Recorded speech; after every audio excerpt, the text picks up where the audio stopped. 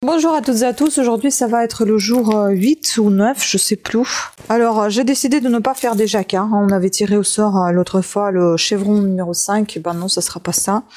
Parce que ça m'énerve tellement les jacquards, un jour je vais les apprendre, de toute façon j'ai commandé des magazines pour faire des jacquards. Mais là pas tout de suite.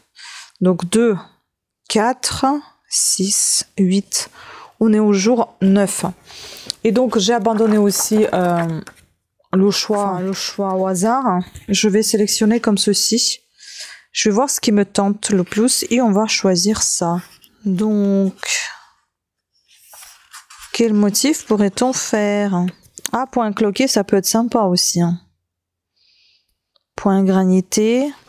Écoutez, bon, on va faire point cloqué, celui sur lequel je viens de tomber et ça me plaît.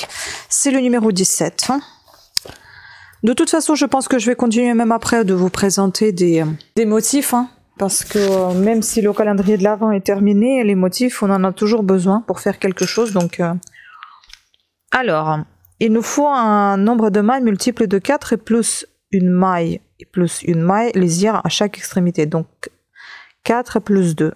Il faut que ce soit multiple de 4 plus 2 mailles. Donc comme à chaque fois je monte 25-26 mailles, est-ce que c'est multiple de 4? Non, c'est 24 qui est multiple de 4 plus 2, donc on doit monter 26 mailles, tout simplement. Voilà, on commence par monter 26 mailles, moi je vais allumer la lumière, hein, parce que là ça fait trop sombre. Alors, 26 mailles montées, on va commencer par le rang 1, donc une maille lisière.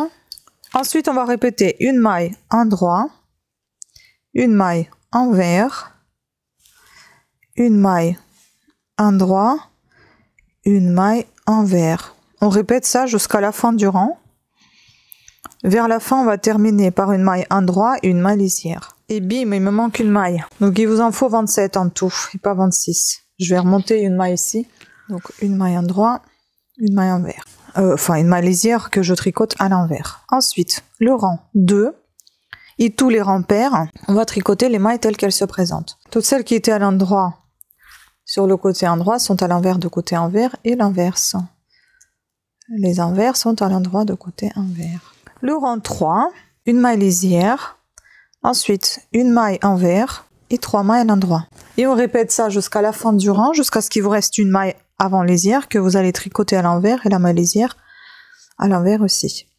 Donc une maille envers, 3 mailles à l'endroit. Une envers, 3 à l'endroit. Une envers, 3 à l'endroit. Celle-ci, même si elle est à l'endroit, on la tricote à l'envers.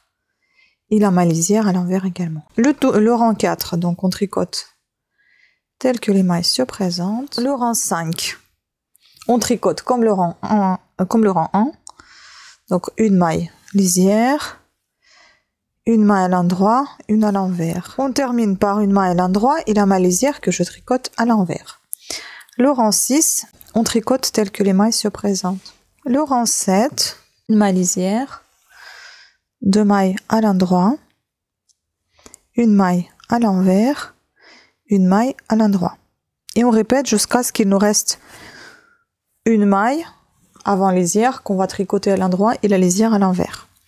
Donc je répète, 2 mailles à l'endroit, une à l'envers, une à l'endroit.